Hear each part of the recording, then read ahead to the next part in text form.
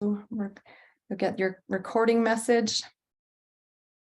Welcome, everyone. So glad that you could be here. If you're signing into the recording, thank you so much. If you are here live, I wonder if you want to just pick up your computer and take it outside. It's a beautiful day, and I thank you for giving up some more of your time to be here. And I hope to make this time worthwhile for you. So let's get right to it. We are excited to present to you a couple of ideas for teaching new science curriculum. And today's session is for kindergarten and grade 1 teachers. You know you're the best out there, right? You know it. So hardworking, dedicated. I hope to give you some ideas about what's new with the science curriculum in today's session. Next week will be all about resources that will support us to design learning. And the third week of our session will be making transdisciplinary connections. How do we really integrate with other subjects? We know that literacy and math and art and music and drama, everything needs to be woven in wherever possible. And so thank you for joining. There is a link to this slide deck that you can keep and use and refer back to if you find that useful. It's a bit.ly link, and it's been posted into the chat for you, and it's also on this slide at the beginning. So thank you again for coming. I'd like to open the session today with a quote. This quote is from Robin Wall Kimmerer, and she is the author of Braiding Sweetgrass, one of the most powerful books that I have read around really coming to understand Indigenous ways of knowing, and the ways in which Robin is able to weave in and sort of blend an Indigenous way of knowing with biological sciences, and also just thinking through multiple lenses. It's kind of that two-eyed way of seeing. And Robin Wall Kimmerer said that if citizenship is a matter of shared beliefs, then I believe in the democracy of species. If citizenship means an oath of loyalty to a leader, then I choose the leader of the trees. If good citizens agree to uphold the laws of the nation, then I choose natural law, the law of reciprocity, of regeneration, of mutual flourishing. And I thought that this was a beautiful way to open up our conversations about helping our young learners to really become scientists, to become naturalists, to become observers and problem solvers in the world. We want them to be stewards of the land and leaders in reconciliation. And in doing so, we acknowledge that the lands we are on today are, I'm coming to you from Treaty 7, and we want to acknowledge all of the Indigenous, Métis, and First Nations people that have cared for this land before us, and those who will continue to do so. So I want to just place you in your classrooms for a second. Imagine your students walking in, and I know that you work so hard to create the environment. You're like, the environment is a third teacher. You design your spaces really mindfully, and they notice when something is unusual. They're curious, they start to question. And so you smile at them, you pass them a magnifying glass, and you listen. You just let it all play out. You've got their thoughts, their murmurs, their questions. They're pointing out to you, Miss Babin, there's a red tablecloth. What's on this table? Why is this here? What's going on? And you just smile, and you let them wander around, and you let them let them talk to each other, and they're pointing things out. And then on that table, maybe you have placed some items. Maybe they have connections, maybe they don't. But the idea is just to leave it there. Just leave it there as a provocation, as right in the middle of the learning, so that they have to come upon it. Or maybe it's set up just outside of the classroom door, so you can pose those questions and get them wondering about it as they start to make wonderings and noticings. They'll start to touch them, play with them. They'll say, oh, I have one of those drawing guys at home, or oh, look at this beige Lego dog, or why is this hat here? I don't even know what it's about. And so the idea of setting up some provocation, and I have to just say that this was kind of like a weak representation of what a provocation could be. Imagine if it was better and we were in person and I'd set up some slime on the table or an ice sculpture that is melting in the classroom as you go, or some living things. Maybe you have a new pet. I know there's a lot to do with that, but something that will really grab their attention and will help them to get them going, to get them started. And then when you think about the ways in which we form our questions, I want to draw on some learning that I did years and years ago with the Campus Calgary Open Minds program. And we started to look at the art of looking closely. And so whether you're an artist or a scientist or an engineer or a mathematician, and in this case, we're looking really carefully at the objects. And we can start to look not just at, hey, this is a pine cone, and I know that it is, but let's start talking about it and asking questions of each other. What color is it? What do you think it's made of? Has it been mended or has it changed? Is it worn? Does it smell? Does it make a sound? How do you think it was constructed? Are there pieces that are put together? You can think about the design or the job that it was intended to do. What's it for? Is this the best material to use this? Is it decorated? And I can see that I'm not going to read all these questions to you, but I want to point your attention to the question at the bottom. Well, what is it worth? And what's its value? Even kindergarten students can answer these questions, and they'll say, well, this dog is really important to me because I got it for my birthday, or my grandfather gave this to me, or is it important to you and what does it value? So already you can see how many of the ways that this provocation and the questions can start to bring in their observation skills, their senses, their ability to communicate answers to those questions. Perhaps they're listening to each other as they move through.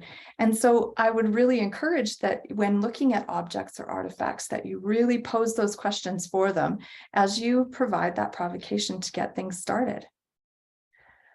And this leads me into, well, what is a scientist? And now this is probably something that you've seen before, but one of the things that's really fun to do is to find out what perceptions students already have about what a scientist looks like. And it's great to do this with young students, but it's also great to do with adults. And I think that it is changing over time. And so the web link that I've included for you on the slide is the source for these drawings that were captured by students who have different ideas and perceptions about what a scientist looks like. So when considering the new science curriculum, why not open it up with, well, what does it mean to be a scientist? And what kinds of characteristics or skills or dispositions do we actually develop? What might we look like? What might we wear? How do we integrate all of these ideas into our learning? If anyone has any experience with this, this idea, or you've tried this with your students, I'd love to hear about it in the chat. Let us know what kinds of things you've been able to uncover when using either provocations or talking to students about what they think a scientist really does.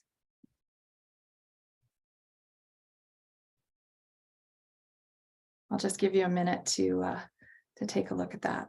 Any comments from our in-person, well, virtually here, groups? What experience do you have using provocations or setting it up like that? Or a chance to see if you've ever tried this experiment. Oftentimes students will start to think about the characteristics. There's often lots of like crazy mad scientist type of things. Yes, great. Thank you, Terry, for tools that scientists use. And that's a great way of looking at it as well. And how do they take care of their materials? How do they organize themselves? It's awesome to see how far the students can take their ideas. You're right. Thank you very much for your comments. This is great. So I led us into this conversation because I wanted to start thinking about our own conceptions of what our current science curriculum looks like and what it might look like in the new science curriculum for KN1. And so I'm going to lead you to this next slide. And I'm just going to pause for a moment to give you a second to read. And I have taken the liberty of enlarging and bolding some of the words that I thought were key. And I don't mean to put those opinions on you, but wanted to synthesize and take our time really carefully. So I've pulled out some words. I just want to give you a moment to think about them for a second.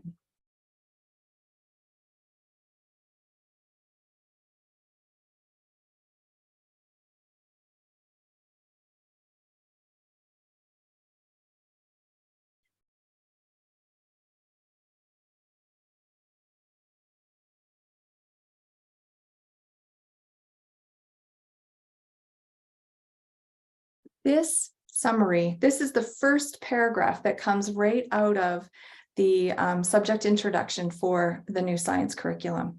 And so the reason I wanted to highlight this is because so often as teachers, we go directly to the outcomes and we just go, what's the same and what is different? And I'm like that too. I always want to know, what is it that I'm accountable for and how do I really do my best for students? And I wanted to pull this out because I wanted to show you how the idea of interconnected disciplines and the dispositions of being creative and collaborative and dynamic, nurturing curiosity, understanding the world around us and how we need to be critical thinkers and problem solvers, how we can value diverse cultures and perspectives, and also the ways in which technology and the land are interwoven into our daily lives. And so I really liked this opening paragraph and I wanted to show you where it comes from. So on this screenshot, and I also have the New Learn Alberta site open. So if you haven't had a chance to get an account for New Learn Alberta, I really recommend that you do. It's full of it's full of all of the great information that you need, and I will reference several of those places today. And so when you go into the curriculum, you can tag it right here from that blue tile, go into science, and then it's this top section here. This is where I pulled it from. And you can see, I know the text is really small on there, but there's a little option here for more information. And you can expand that out and scroll down to see more of what's included in that.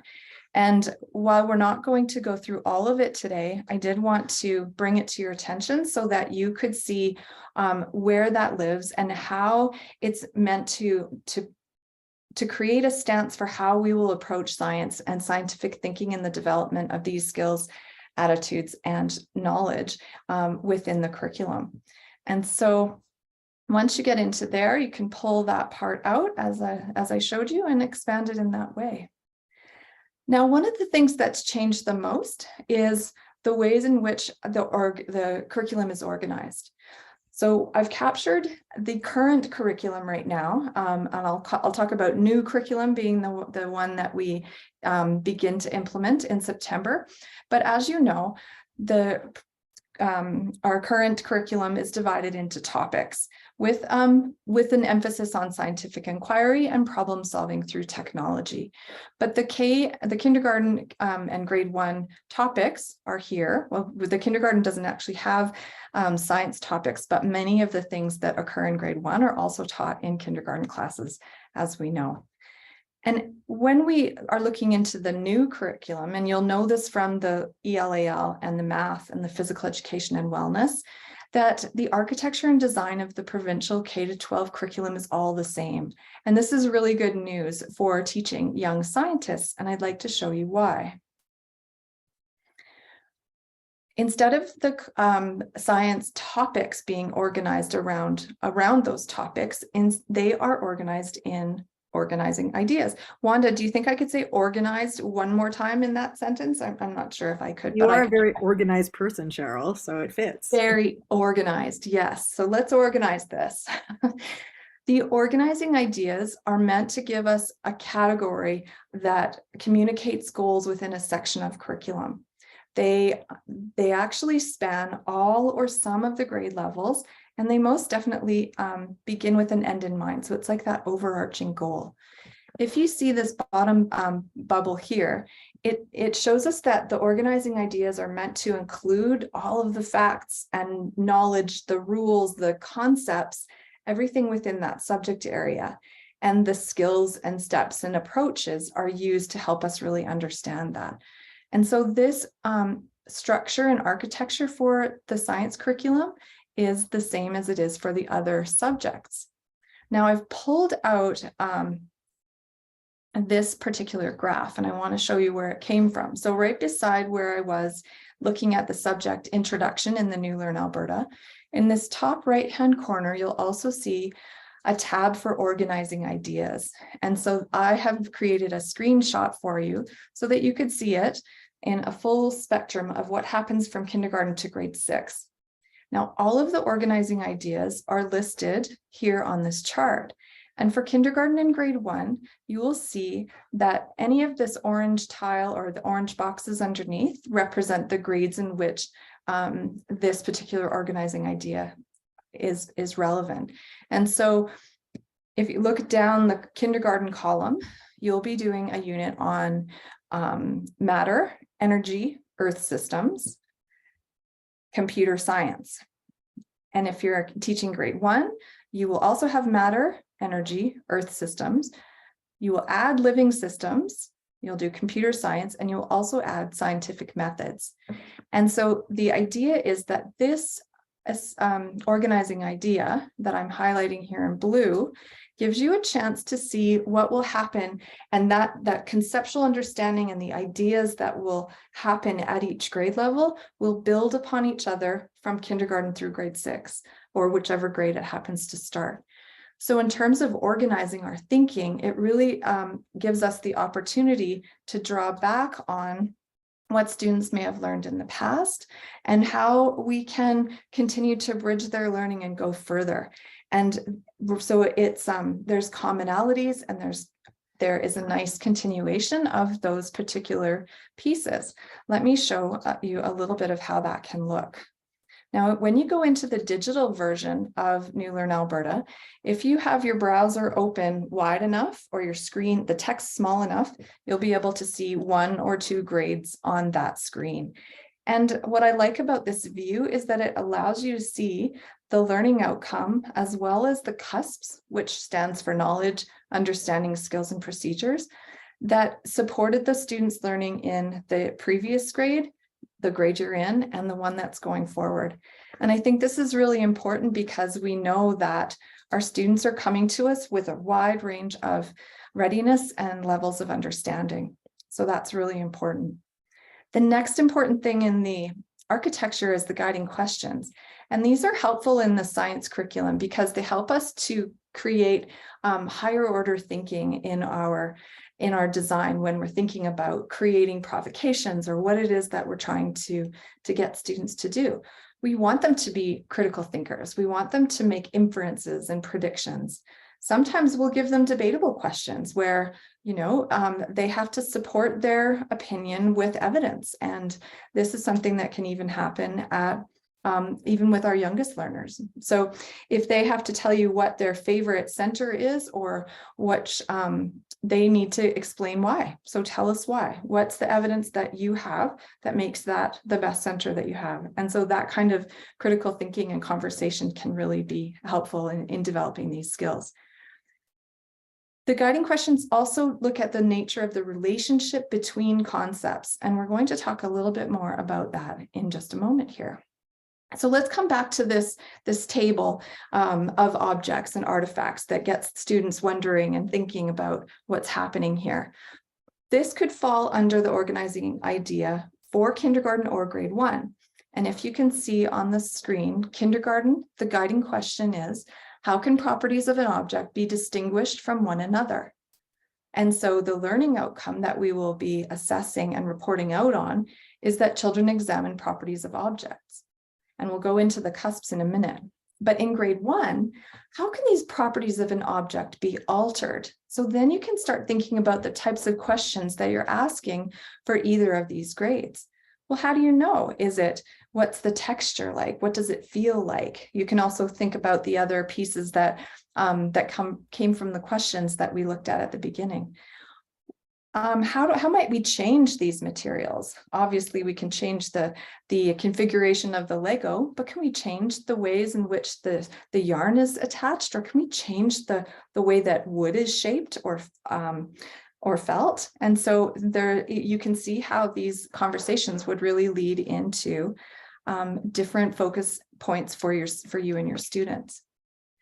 When you get into the learning outcomes, it's this is where you really get into what students know, understand, and are able to do by the end of that grade level. And so I wanted to, this is probably familiar to you, so I wanted to show you that there is a resource here that might help you if you are the kind of person who would like to see the learning outcomes numbered. Just gives you a reference point. Some people really love to be able to see how they are organized. And the link on that slide will take you to the Alberta Regional Professional Development Consortia website, where we have my teammates from across the province are working really hard to support new curriculum resources. And this particular resource was developed by one of our other consortia and has been a really useful tool. You'll be able to see all of them in this area. I'm just going to go back and pull it in on this one for you. But when you open it up, you can see that there is a legend at the top, and it identifies the grade level, the organizing idea, the learner outcome, and the row of understanding. And so as you go through, you'll notice the numbers and the codings right in here at the learning outcome. So that's available there for you. Thank you to my ARPDC colleagues for that. One of the things that I think is really important about teaching science, social studies, as well as ELAL and math is always really trying to use the facts and skills and the knowledge to help them build a conceptual understanding. And when we were looking at the topics in our current curriculum, there's sometimes it's really easy to see how transferable concepts can be used to create the conditions for your unit. Well, and with the current curriculum, these are some of the concepts that you might see existing in more than one topic.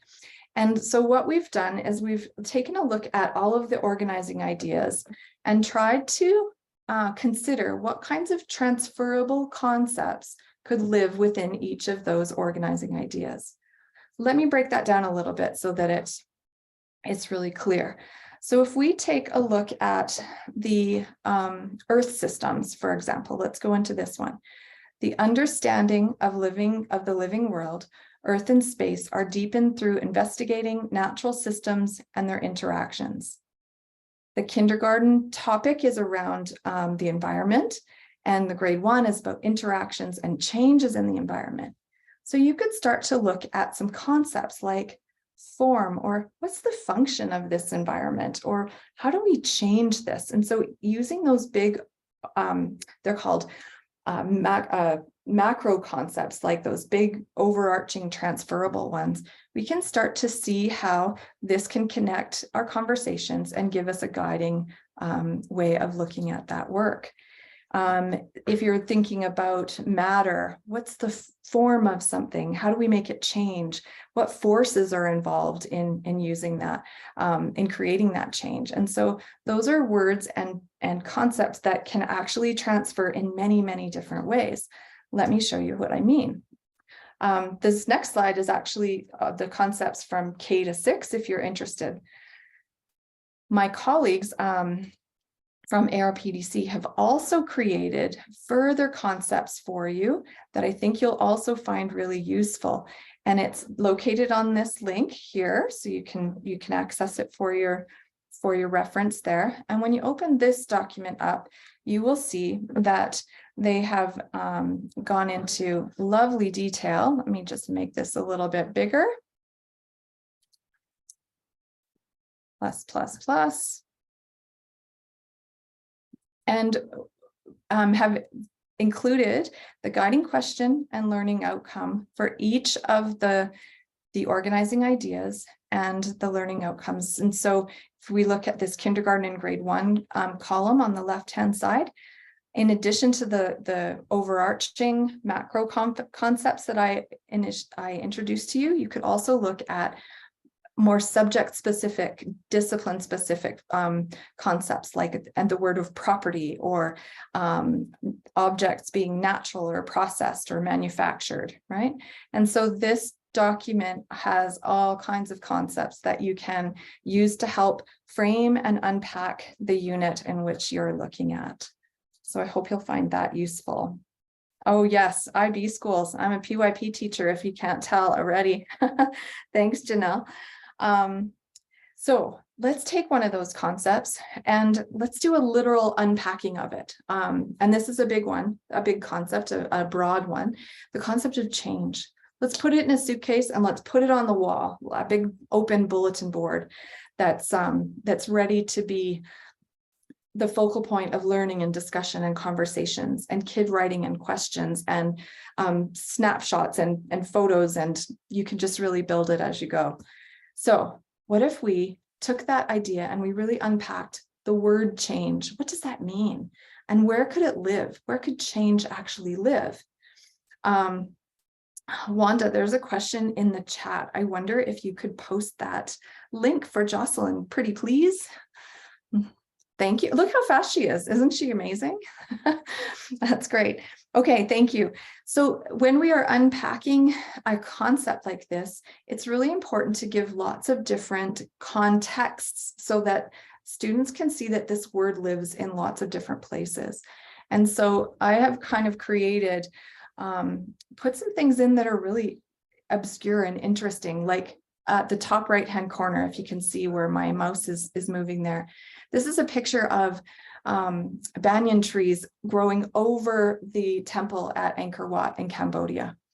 And that's something that is all about change and what's happened over the years. And kids, students could talk about living things interacting with the buildings and the structures. If we go clockwise, what kinds of changes can we see when we plant new seeds? And what happens to these? Can we measure them? What kinds of changes does technology influence and bring into our lives? And are those changes good? Are those changes not so good? What's your opinion about that? And what do you think? This long picture right here, this is the inside of my kitchen pantry. And if you look closely, you can see, I'm going to go really close so you can see it. You can see that this is where we wrote my daughter's heights as they grew on the inside of the pantry, never to be painted. That's just how that will go. And so, of course, that students at that age, they want the ways in which they change, looking at baby pictures of them and how they change their clothes each day, or what those kinds of things, the use of the word change. Things that we can change, like our hair, and things that change in the seasons. And that's part of what the curriculum takes us to. But by giving kids these other contexts, they can really understand the concept of change, and then they can look for it in many different ways. Now, we're also really becoming aware of tiered vocabulary lists and words that can really help develop functional literacy. And so when we think of those tier 2 words, those multi-meaning words, change is a multi-meaning word. What if change is actually the money that you get from paying with cash and you get it back in your hand? So as we're uncovering the science curriculum, it's important to really think about developing that vocabulary, labeling these things as you go. And then we can also think about different kinds of provocations that can come as you're building an understanding of those concepts.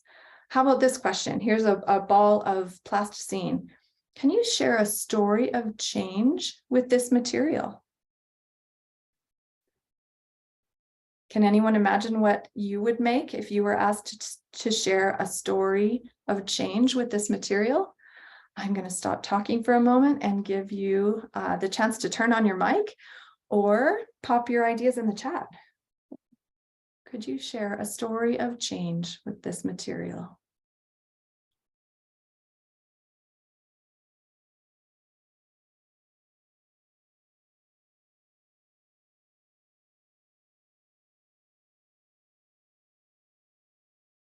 The wait time is so tricky when I can't see you.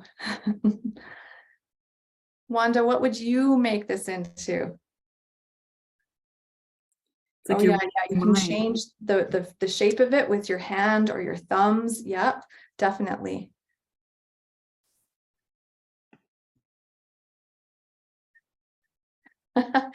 Wanda's the squash spider. All right. Oh, the green earth mixing color, changing it. You can change the shape and make letters, and letters tell stories of words. Yes, absolutely. So we can change words by moving the letters around. Oh, cakes and cookies, absolutely. Anything. So you can change this material into yeah, from a 3D to a flat shape. Excellent.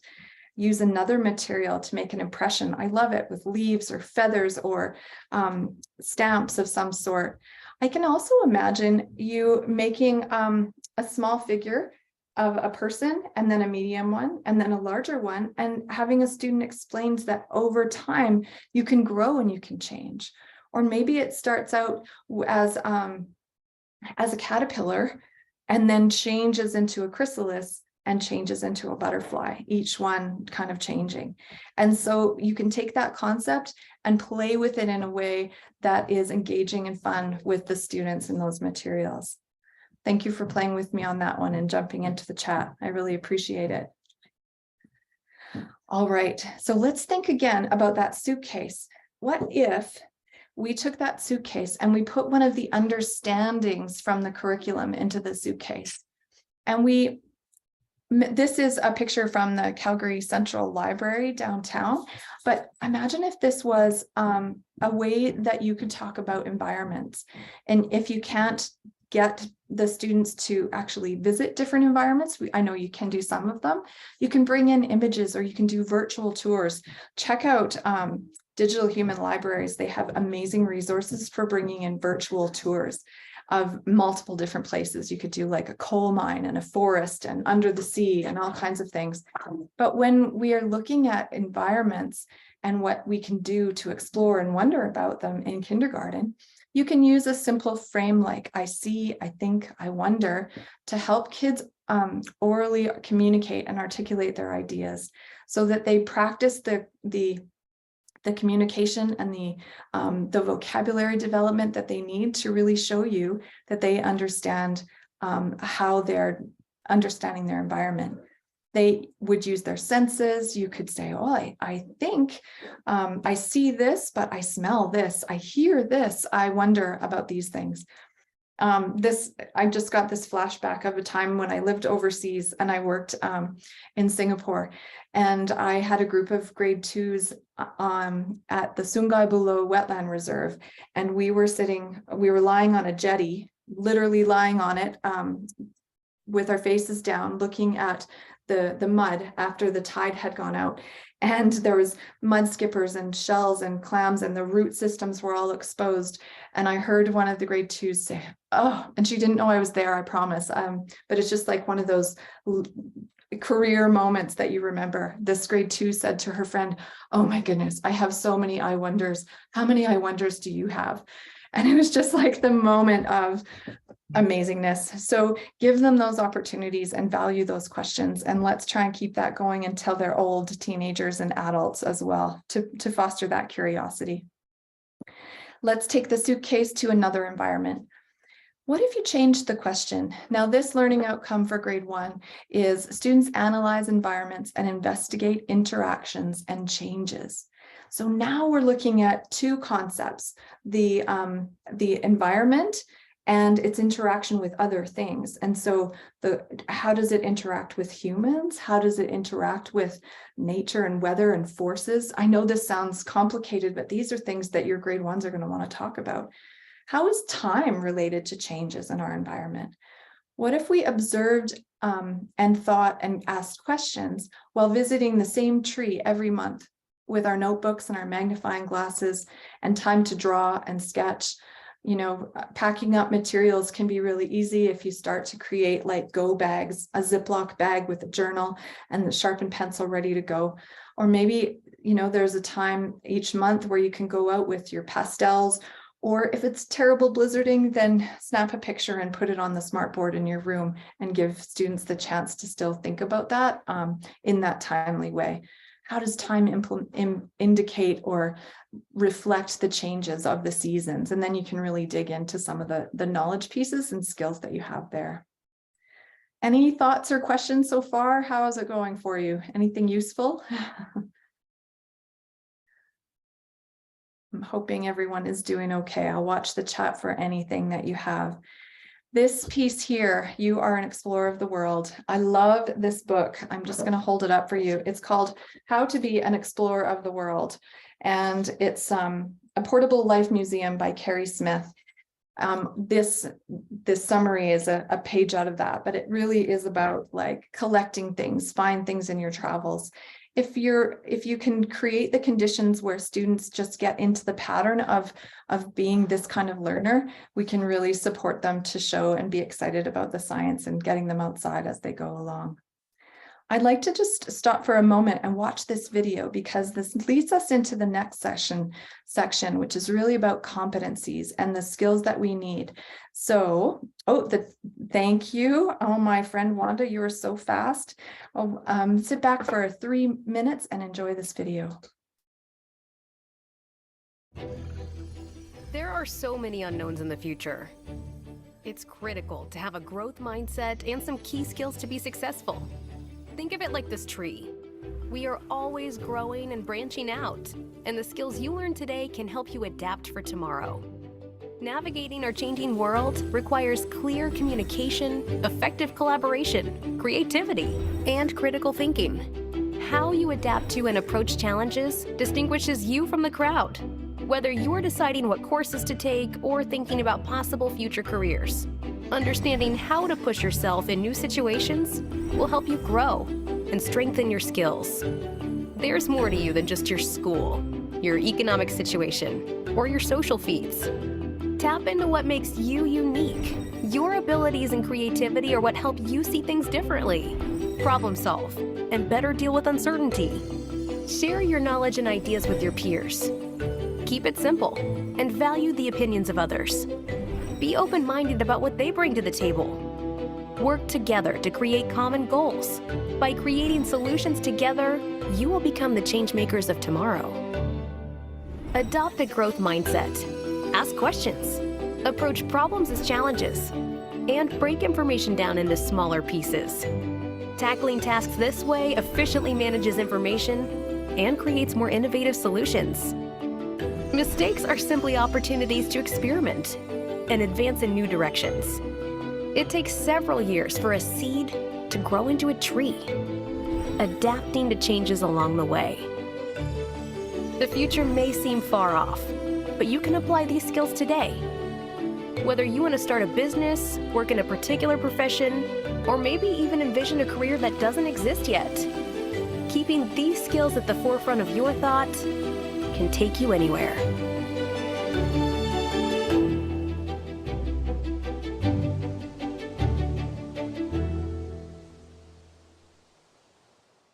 If you're wondering why I would show you a video that is really about, middle school or high school students thinking forward and choosing a career, it's really because I hooked onto that idea of all of those skills start as a seed. And if you can come with me to the next slide, come on, let's go. I want to bring us back to the idea that the Alberta competencies have not changed with new curriculum. These competencies that were brought into our Alberta scope with the previous ministerial order are still really relevant and important in today's learning. And so as we're thinking about the competencies, and you can see them in this circle pie chart here, creativity and innovation, critical thinking, these are pieces that are really important to incorporate into our lesson and learning designs, even in kindergarten and grade 1. And so I wanted to show you that when you go into the Alberta new Learn Alberta site, there is a link to competency progressions, as well as literacy and numeracy. But with regard to the competency progressions, I've pulled 2 small pieces out. Hopefully you can see the text there. The idea of it is that if we want to develop critical thinking, we need to start in kindergarten. And through all of our curriculum, it's really important. The description of critical thinking shows that it involves reasoning logically to analyze and synthesize new knowledge with existing knowledge in a coherent way. But what I love about these competencies progressions is that they are all placed into I statements. So you can incorporate, I wonder about the world around me. Or today, what we are going to do is we are going to make predictions based on something that we already learned before. Or with regard to research and managing information, I'm going to use my senses to learn about the world around me. And in grade 1, I am going to collect information for a specific audience or purpose. These are the skills and dispositions, the competencies that are pulling all of those pieces together that will make for the successful young people we hope to support in the future. Now, this particular example comes from an older, from the current science curriculum that was around structures in grade 1. But I brought it up today because I wanted to show you, first of all, how this unit was started with a central idea or an overarching statement. They were looking at structures that are created to connect people and communities. And so through a process of visiting different playgrounds and playing with different materials, the students decided to create a structure that they thought would connect students at recess. And here is a model built with many different materials and a drawing of that model. And the particular part I wanted to share with you comes on the second page. This student had to articulate or keep track of managing the information of the materials, the fasteners, and the building strategies that they used. Strategies included, I focused, I blended, and I used reinforcements. They also really used the hot glue gun very well, which I love. This page on the right-hand side, you can see that this student had to select 2 of the skill sets, the approaches to learning that they have been talking about in class. So this student, Aria, she chose self-management skills because she demonstrated pride in her work. And the reason she chose thinking skills, and you have to be a careful reader here, it says, I asked somebody if it was a good idea to put a pipe cleaner around the things, oh, I forgot what that last word is, and I'm not going to turn it upside down right now. But she was using feedback from a peer to be able to make decisions in her own design. And so you can use those concept statements in the design of your tasks so that you can continue to reinforce and build on those pieces. When you are thinking about comparing and looking at new science curriculum versus old, you may find this particular link to the curriculum documents very helpful. This is another piece that's available for you on the ARPDC resource website. And you can see that as you scroll down here, there are lots of different materials available for you. And so if you are teaching grade 1, you can click here on this curriculum comparison document, and it will give you a sense of what was this left-hand column here is links to the 1996 science curriculum. And then the 3 columns throughout the rest of the chart refer to the new curriculum. You can see that they are identified by their organizing idea, color-coded in pink, according to the matter at the top. And then they articulate the learner outcome, understanding knowledge, skills, and procedures. And so as you scroll down, you'll see when things were not in our current curriculum, but how they live in the new curriculum. So this document might be really helpful for you if that's the kind of learner that you are. And there's also some wonderful, I just wanted to give a shout out to the wonderful webinars and tools that accompany all of these pieces. Chris Zarsky and Ted Zeroni have created a whole series of science implementation, very specific sessions around each of the organizing ideas and for each grade level. So be sure to check those out. You'll love what you find in those sessions and those resources.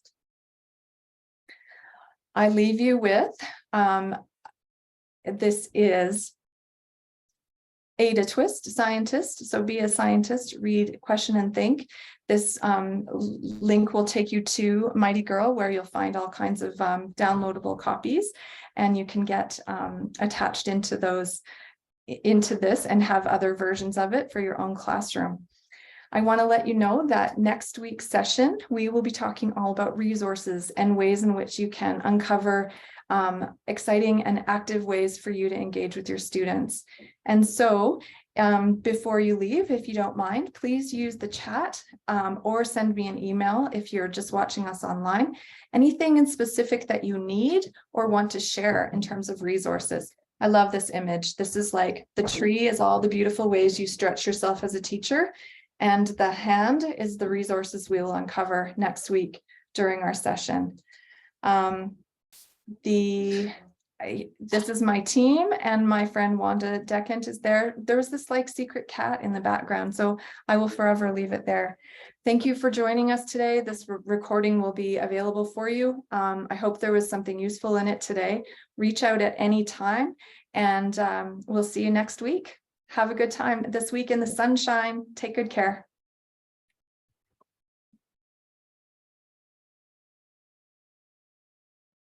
And Heather just asked about the links to Heather and anyone else. You can find the links here. That was just pasted